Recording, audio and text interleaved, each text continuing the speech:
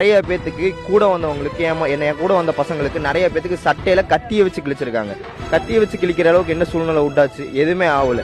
இந்த மாதிரி பல விஷயம் நடந்திருக்கு. உண்மை தெரியாம யாருமே பேசுறாங்க. நாங்க ஆம்புலன்ஸ் காரன் டைரக்டா கூப்பிட்டு விசாரிக்கிறோம்.